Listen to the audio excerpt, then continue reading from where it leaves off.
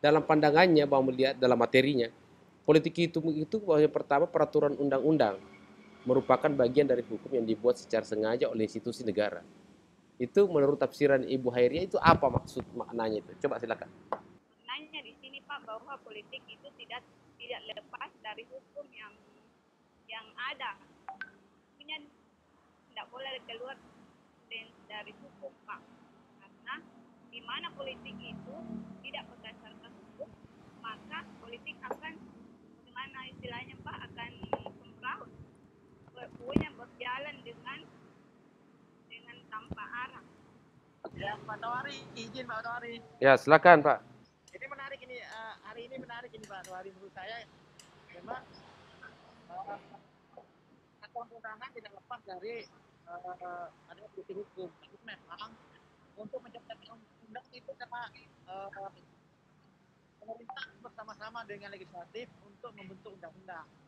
Dengan saya pemerintah membuat konsep, membuat draft, kemudian diajukan ke DPR. Misalkan undang-undang ini diterapkan di negara Republik Indonesia sehingga hukum memang aturan perundangan ini tidak terlepas dari dan dengan negara Republik Indonesia ini memang politik dan hukum itu saling sejalan. Nah, yang berbahaya ini memang saat ini adalah bagaimana kepentingan yang banyak dari satu golongan. Nah, sehingga bila politiknya kuat dan di dalam satu legislatornya kuat, maka salah satu golongan tadi akan dapat memasukkan aturan perundangan yang tidak sesuai dengan tujuan. Tujuan maksudnya begini, apabila suatu hal yang saat ini politiknya sangat tinggi, misalkan semua di golongan di partai manapun sudah hanya satu, hanya dua partai yang berbeda pendapat, sehingga politik hukum lemah, menurut saya lemah sekali. Nah, untuk menciptakan saja itu dipaksakan. Nah, bisa dipaksakan oleh negara sehingga diakui oleh legislator. Padahal ada kita lihat dari sisi masyarakatnya, masih banyak yang belum diakomodir. Contoh tenaga kerja misalkan. Nah, ini banyak sekali hal yang melemahkan. Lingkungan juga. Dan itu belum investasi boleh, tapi juga harus memikirkan bagaimana dampak lingkungan ke depan. Nah, ini sangat lemah sekali karena di sisi lain legislator itu tidak punya kekuatan lagi untuk kekuatan untuk menganulir kebijakan-kebijakan yang dibuat draft oleh suatu golongan ataupun orang tertentu yang punya modal, sehingga Indonesia ini memang bila ini terus terjadi, menurut saya ini secara pribadi, maka peraturan perundangan itu memang jadi celah hukum untuk dijual belikan. Pasal demi pasal itu mudah sekali. Sehingga tidak ada yang independen.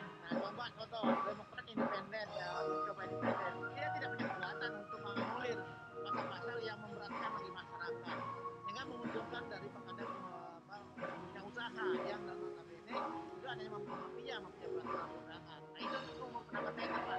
Memang hasil Indonesia ini memang masih sangat perlu terpuruk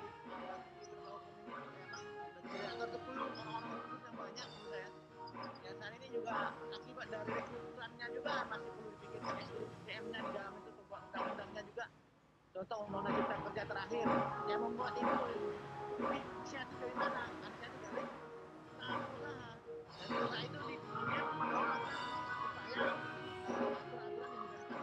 Tapi dia tidak melihat dampak-dampak dari masyarakat ke depan yang golongan tenaga kerja dan kaum buruh dan lain-lain. Banyak sekali hal yang melemahkan dari segi aturan. Kita tidak melihat segi dampak dan tujuan yang lebih panjang. Nah, ini itu Pak. Terima kasih Pak. Dek. Ya, baik. Kasih kecil ke dulu ya. Kecil ke. Baik, saya kira pandangannya Pak Dodi sangat luas dan sangat memadai tadi terkait dengan kondisi politik, sehingga kemudian dalam konteks sesungguhnya yang kita mempelajari menjadi pertanyaan dasar kita itu adalah yang mana yang superior, apakah hukum yang superior politik atau politik yang superior hukum. Hukum yang mendominasi politik atau politik yang mendominasi hukum. Ada yang bisa menjawab? Silakan.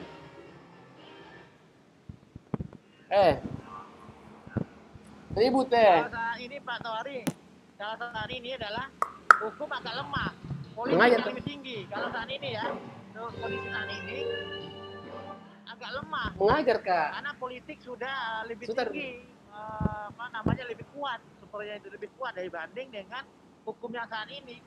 Karena segi aturan dia bisa merubah pasal demi pasal yang menguntungkan golongan tertentu, sehingga masyarakat ataupun kepentingan yang umum misalkan itu lebih dipinggirkan. Sehingga dengan kekuatan-kekuatan politik yang tadi yang lebih tinggi, yang kuat, sehingga aturan pun bisa diperbaiki. Ini menurut saya aturan yang terlalu dibuat oleh legislator sekarang ini yang sedang tahun-tahun terakhir itu karena super powernya politik berkuasa, sehingga tidak punya ada pembanding, sehingga yang untuk kritik dan saran-saran pendapat yang bertentangan dengan negara tidak akan mungkin bisa masuk bila kekuatannya super power dari kepentingan politiknya, dan politiknya lebih kuat daripada hukumnya. Memang dalam penegak hukumnya kuat. Kenapa? Setelah peraturannya dibuat, maka kekuatan penegakan hukum lebih kuat karena memang hukum sudah dibuat. Nah, hukum untuk menjalankan lebih kuat. Saat ini lebih kuat karena memang semua politiknya sudah dikuasai. Nah, itu menurut saya Pak Polri. Ya baik. Jadi kalau pandangannya melihat bahwa memang lebih penting ketika dalam proses pembentukan suatu aturan itu memang lebih mendominasi adalah politik, ya, karena bagaimanapun juga di DPR itu memang juga merupakan lembaga politik. Artinya disitulah kemudian ide-ide gagasan lahir, sehingga eh, tentu ini melalui mekanisme, dan setelah kemudian ditetapkan suatu peraturan perundangan, maka itu disupremkan di apa namanya di apa namanya dilaksanakan peraturan itu berdasarkan hukum yang ada. Nah, kalau begitu perjalanannya, maka orang tentu bahwa kalau tadi melihat bahwa aturan harus dilaksanakan dengan baik, tapi dalam pandangan faktor yang mempengaruhi juga eh, aturan itu bisa dilaksanakan dengan baik kan ada tiga. Ada substansi, ada struktur, ada kultur misalnya. Katakanlah itu dalam refleksi yang kita pakai. Ada struktur, ada substansi satu yang menjadi penyebab bahwa ternyata hukum itu juga bisa jalan kalau hukumnya memadai, hukumnya baik gitu maksudnya. Kalau hukumnya juga tidak baik, tidak mungkinlah kita bisa melaksanakan, menegakkan hukum itu. Nah tentu kalau kita mau melahirkan suatu cita ideal hukum itu sendiri, itu kira-kira seperti apa konsepnya supaya hukum itu kan merupakan produk politik. Supaya hukum itu kita dapat melihat lebih baik, itu kira-kira bagaimana konsep yang yang saudara-saudara pikirkan untuk melahirkan suatu cita hukum yang ideal atau yang efektif gitu. Contoh misalnya mungkin Anda yang mengatakan bahwa ada undang-undang misalnya terkait dengan Omnibus Law, katakanlah begitu. Ada yang mengatakan bahwa itu tidak bisa efektif. Ada yang mengatakan bahwa itu sangat ideal gitu. Itu sudah ideal. Tapi ya ideal tapi tidak bisa dilaksanakan. Nah, kira-kira untuk menciptakan suatu produk hukum yang ideal dan kemudian bisa efektif, itu kira-kira seperti apa? Ada yang bisa menanggapi untuk Pak Dodi kembali? Silakan. Pak Dokter. Ya, bila boleh. Pak Herman dulu, kita dahulu dulu. Ya. Untuk menciptakan sebenarnya siap-siap ya. Jadi pandangan kami ini kaitannya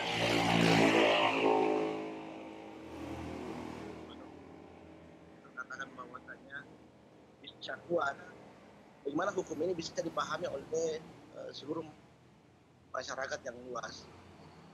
Sebenarnya di sini kelemahan adalah bagaimana semua masyarakat tidak diberikan edukasi hukum. Padahal sebenarnya hukum ini adalah sangat, menurut kami sih sangat kuat. Baik itu dari segi apapun, kami mengatakan kurang sepakat bahwasanya politik yang lebih kuat daripada hukum.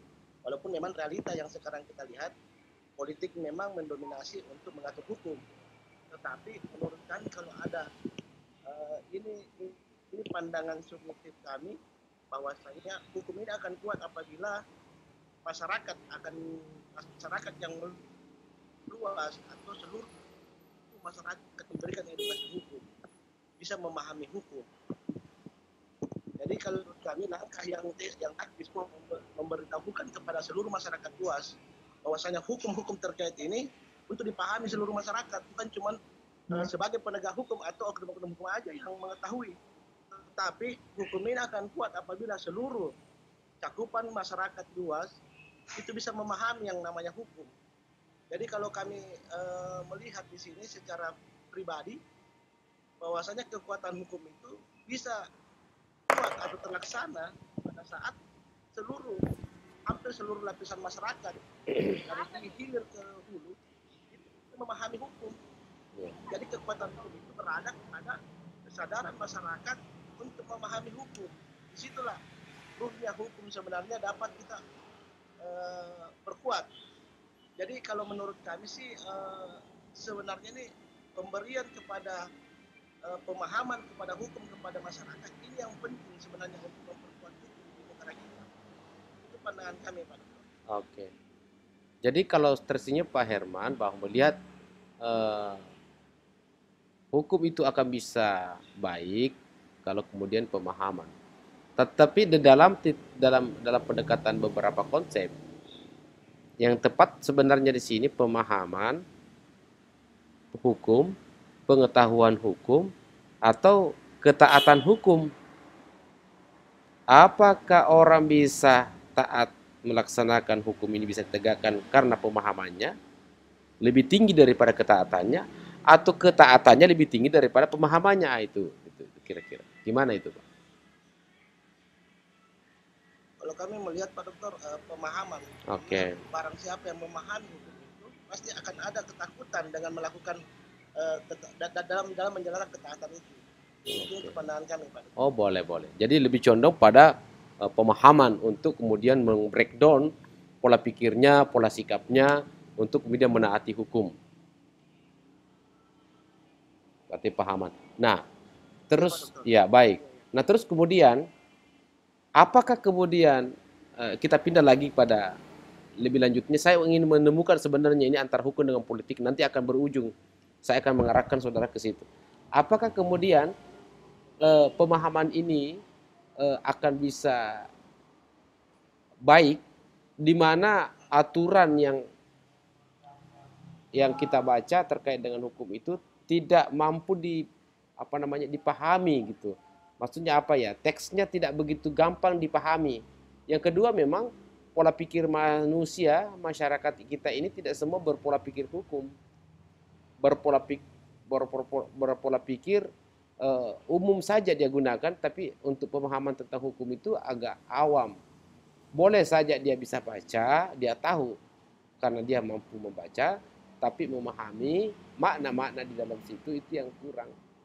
Nah, sehingga kemudian pertanyaan saya adalah untuk bisa memahami ini, apakah masyarakatnya harus diberikan pendidikan atau produk hukumnya yang harus diperbaiki, teks-teks peraturannya, karena bahasa hukum itu beda dengan bahasa Indonesia. Ya, saya kira seperti itu. Yang lain atau Pak Herman masih bisa. Jadi ini mungkin konteks sedikit, Pak Dokter, artinya simulasi yang kami mencoba mulai dari kecil. Ya. Semoga ini bisa menjadi besar. Betul. Yang selama ini kami akan selalu membentuk masyarakat dengan membentuk klinik-klinik hukum di setiap desa dan beberapa daerah yang sudah kami bentuk, dan memberikan pemahaman kepada masyarakat terkait dengan kajian-kajian hukum. Makanya disinilah kami menganggap praktisi hukum atau baiklah itu aparatnya atau seperti apa, sebenarnya inilah pemahaman yang harus diberikan kepada masyarakat. Pemahaman atau ilmu yang dia punya bisa memberikan kepada masyarakat. Tetapi terkait dengan itu banyak memang praktisi hukum juga yang kadang cuman untuk bisa kepada dirinya saja, tidak memberikan atau tidak menyebarkan kepada masyarakat. Adanya membentuk beberapa desa dan dusun, sehingga ada terjadi pola perilaku masyarakat mengurangi kriminal di tingkat-tingkat desa dengan memberikan pemahaman bahwasanya satu contoh kasus terjadinya penebangan liar, yang kami akan memberikan edukasi bahwasanya konservasi hutan itu adalah hutan pertahanan terakhir untuk NKRI. Maka kami memberikan terus pemahaman, baik itu dari segi efek apa yang ditimbulkan apabila kita melakukan pembabatan, efek apa yang dia berikan manfaat pada saat kita bisa menjaga kelestarian hutan, sehingga masyarakat di sekitar pesisir itu sudah akan memberikan edukasi dan menyadari pelan-pelan. Dan alhamdulillah ternyata masyarakat ini sebenarnya perlu sentuhan-sentuhan atau pemberitahuan pemahaman hukum. Nah, disinilah banyak juga sih aparat-aparat juga yang mohon maaf sebelumnya cuma melakukan penindakan tetapi tidak memberikan edukasi atau pemahaman kepada masyarakat, sehingga masyarakat berbuat bukan karena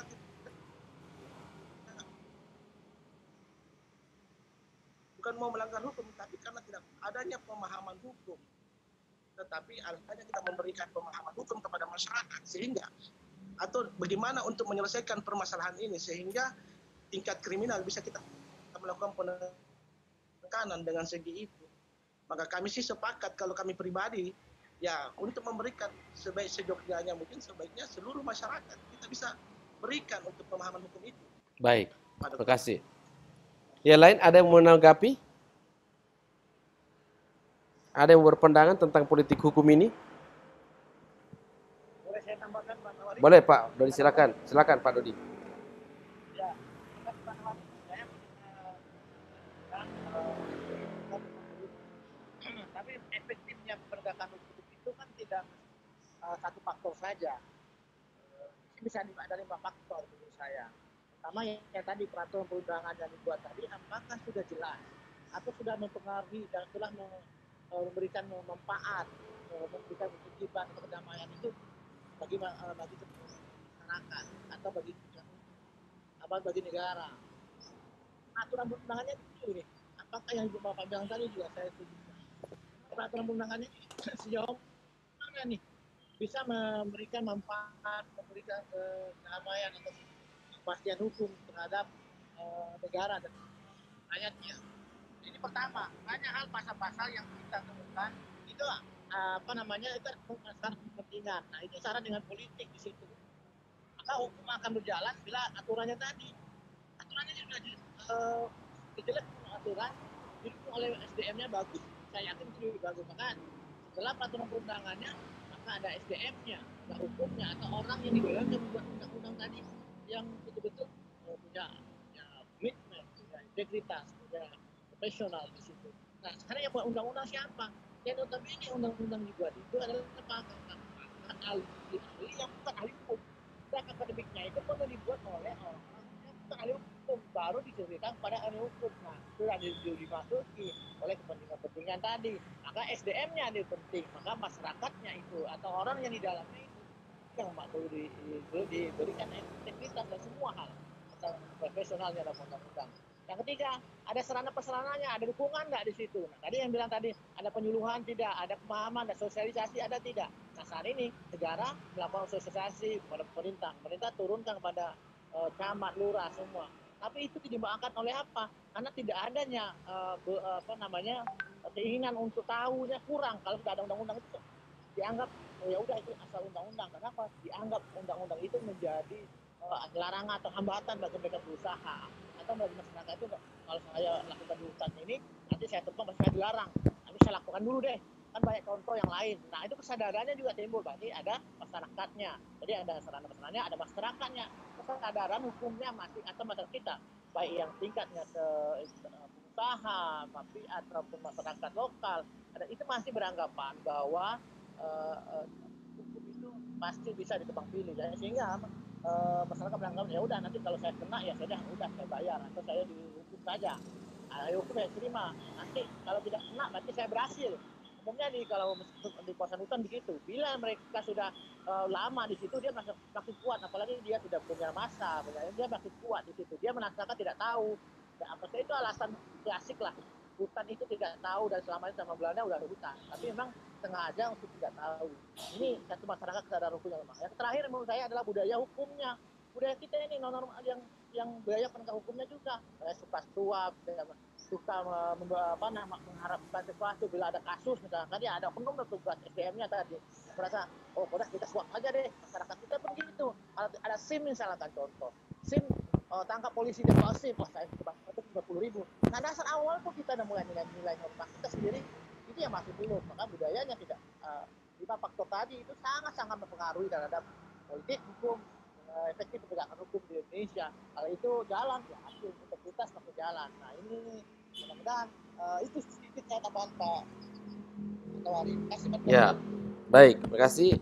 Jadi sekaitan dengan dua pandangan yang melihat bahwa memang sistem hukum ini yang mulai dari substansi, struktur, kultur, kemudian fasilitas dan SDM itu sangat memengaruhi pelaksanaan hukum itu secara efektif di masyarakat. Terkhusus pada apa yang disampaikan oleh Pak Herman itu melihat pada segi pada pemahaman. Ya, saya kira bahwa itu juga tepat bahwa dalam konteks sudut pandang kita melihat hukum di tengah-tengah masyarakat, maka tentu memang sangat memiliki peran pemahaman itu untuk kemudian bisa hukum itu ditaati. Bagaimana kita bisa menaati sedangkan kita tidak paham, Pak? Kan begitu logikanya kira-kira sederhananya kalau kita masuk dalam konteks seperti itu. Kalau kita masuk dalam konteks masyarakat grassroots, maka sebuah pemahaman seperti dikatakan tadi Pak Herman adalah merupakan sebuah power untuk menegakkan hukum. Namun terkadang hal seperti itu, pemahaman itu tidak juga dapat digunakan secara generalisir di level-level masyarakat atas, tapi karena justru para politisi yang memahami hukum justru mereka yang justru melanggar hukum. Tetapi dalam konteks masyarakat, ya saya kira memang betul bahwa pemahaman itu harus diberikan. Yang selanjutnya memang juga terkait dengan fasilitas yang disampaikan oleh Pak Dodi bahwa ya seperti yang disampaikan oleh Pak Herman terkait dengan aktivitas sehariannya selama ini yang memang menghabiskan waktu energinya untuk memperhatikan terkait dengan lingkungan. Nah, melihat bahwa di dalam masyarakat itu memang dibutuhkan pemerintah, keterlibatan pemerintah, perhatian pemerintah untuk melibatkan masyarakat lain untuk melakukan sosialisasi terkhusus pada peraturan-peraturan yang terkait dengan lingkungan. Sehingga kemudian mereka bisa paham. Karena tentu problemnya begitu banyak peraturan yang tercipta, tapi masyarakat tidak tahu ini undang-undang apa, yang dilarang apa, yang disuruh apa. Nah, saudara-saudara sekalian, yang saya ingin coba gali hari ini adalah bahwa tadi dua pandangan teman-teman tadi sudah memberikan bahwa sehingga tetap melihat bahwa sistem hukum ini mulai dari substansi, struktur kultur dan fasilitas dan SDM itu yang paling utama, ditambah lagi dengan terkait dengan pemahaman pada masyarakat. Sehingga yang saya ingin memancing untuk saudara-saudara sekalian tetap kita berpikir setelah kita kuliah ini dalam bentuk kesimpulan bahwa dalam konteks politik hukum bahwa memang ada yang beranggapan, ada yang berpandangan bahwa perbaikilah politik kita, niscaya hukum kita akan baik. Juga berpandangan lain, perbaiki hukum kita, sistem hukum kita, maka niscaya orang-orang yang ada di dalam negara kita yang berpolitik, karena tidak ada orang di Indonesia di muka bumi ini yang tidak berpolitik, pasti berpolitik semua, termasuk kita Indonesia yang mahasiswa kan berpolitik juga ini. Ada juga kepentingan kita nih ceritanya. Itu kalau hukum kita, sistem hukum kita baik, maka pasti orang-orang politik itu akan baik. Contoh sederhananya seperti menganggap bahwa perbaiki orang-orang dulu, baru masuk dalam negara. Pasti negara kita akan baik. Ada yang mengatakan tidak perlu. Kalau sistem hukum kita di negara kita ini, sistem ketatanegaraan kita baik, kucing pun menjadi pemimpin, pasti akan tunduk kepada hukum itu. Jadi ini sudut pandang yang kemudian kita melihat bahwa ternyata terjadi suatu pandangan yang berbeda. Tentu ini adalah pancingan buat kita semua sebagai calon sarjana hukum untuk kemudian menjadikan persoalan yang manakah yang dominan, hukum kita daripada politik atau politik kita terhadap hukum, misalnya seperti itu. Nah, selanjutnya lagi apa? Terkait dengan itu adalah kalau kemudian kita menganggap bahwa hukum kita itu lebih dominan daripada politik, tapi tentu kita harus urai ke belakang, kita harus melihat secara sistemik bahwa lahirnya suatu produk hukum itu terlahir dari sebuah produk daripada sebuah perhelatan-perhelatan, diskusi-diskusi politik kepentingan yang ada di Senayan saya. Karena tadi saya katakan, sebagaimana yang saya sampaikan tadi, peraturan perundang-undang merupakan bagian dari hukum yang dibuat secara sengaja oleh institusi negara. Berarti membuat memang undang-undang kita ini adalah institusi negara yang membuat. Gitu. Dalam konteks demikian, peraturan perundang-undang tidak mungkin muncul secara tiba-tiba. Berarti peraturan perundang-undangan kita tidak mungkin muncul secara simsalabim. Dia melalui sebuah proses mekanisme dan seterusnya. Peraturan perundang-undangan dibuat dengan tujuan dan alasan tertentu. Oke, 3 aspek ini menandakan bahwa hukum terlahir itu melalui proses-proses diskusi yang panjang. Siapakah yang berdiskusi itu? Adalah para anggota legislatif, legislative, yang kemudian melakukan diskusi terkait dengan pembentukan penyusunan daripada peraturan perundang-undangan itu.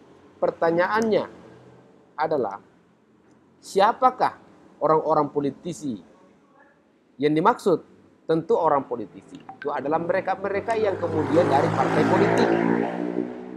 Karena tidak ada orang di DPR yang dulu, yang anggota DPR bukan DPD, yang tidak berlatar belakang partai politik. Oke, sekarang apakah partai politik itu memiliki warna di mana dalam pandangan Pipa Norris melihat bahwa partai politik itu, dan saya juga beranggapan begitu berdasarkan hasil kita saya mengatakan bahwa partai politik itu adalah lembaga perkaderan. Apakah orang-orang yang duduk di DPR itu mereka betul-betul orang yang dikader dari partai politik? Ataukah yang duduk justru orang yang pindah-pindah partai misalnya?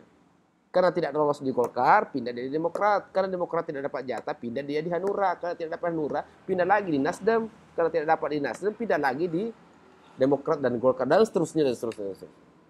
Kalau begitu, di mana peran-peran partai politik ini untuk kemudian memberikan perkaderan bagi warganya?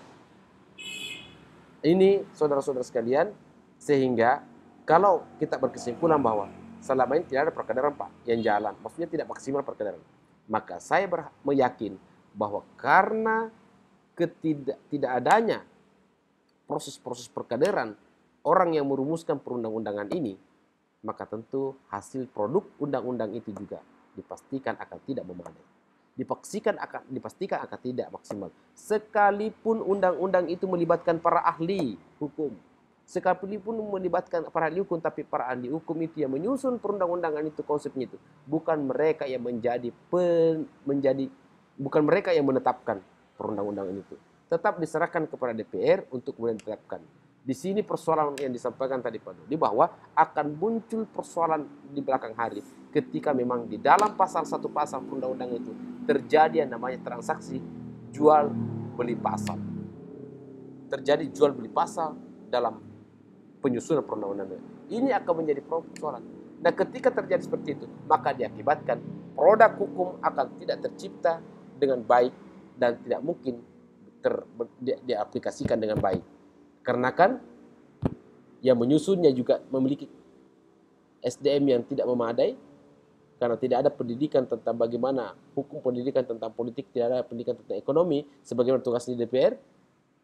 Dan kemudian kita bisa melihat syarat untuk menjadi anggota DPR RI itu adalah minimal SMA. Nah, inilah kemudian hal-hal seperti itu yang kita bisa gambarkan untuk bisa memancing saudara-saudara sekalian untuk berpikir bersama, memecahkan masalah seperti ini. Bagaimana bisa melahirkan produk hukum yang bisa efektif? Tentu melihat dari, ya kalau begitu orang-orang politiknya dong. Kan orang bilang begini, kalau mau anaknya cantik, walaupun menjadi jelek bapaknya, terus bagaimana caranya? Ya kawini perempuan yang cantik, pasti juga itu anaknya ada sedikit cantik begitu. Artinya apa? Kalau mau bagus produk perundang-undangan kita, maka tentu harus diperbaiki adalah parlemen kita. Orang-orang yang di DPR kita perbaiki. Kalau mau orang-orang di DPR kita bagus, maka perbaiki masyarakat kita. Tadi penyampainya Pak Herman bahwa pemahaman. Bagaimana pemahamannya? Ya, masyarakat harus cerdas untuk memilih calon anggota DPR yang baik. Jadi sesungguhnya jangan bertanya ketika kenapa anggota DPR kita seperti itu, mengapa presiden kita seperti itu, mengapa menteri kita seperti itu, dan lain sebagainya. Ya kita harus bertanya, mengapa masyarakat memilih itu? Itu dalam konteks demokrasi. Walaupun panjang diskusinya terkait dengan itu, tapi itulah kira-kira yang dimaksud dengan siklus perputaran dalam pengelolaan negara kita. Sekira saudara-saudara sekalian cukup untuk diskusi hari ini. Insya Allah diskusi minggu depan saya ingin memancing saudara-saudara sekalian tentang apa sebenarnya itu partai politik, di fungsi partai politik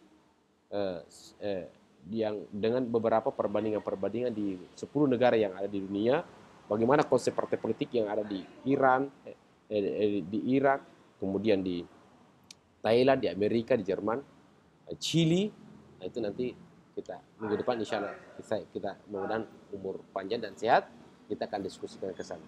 Sehingga kemudian dalam persoalan-persoalan yang muncul hari ini, problem-problem muncul negara kita, sesungguhnya partai politik itu memiliki suatu andil yang besar dalam memecahkan persoalan misalnya FPI dengan negara kita, persoalan konflik yang terjadi di Ambon. Partai politik memiliki peran. Nantilah kita diskusikan di panjang lagi.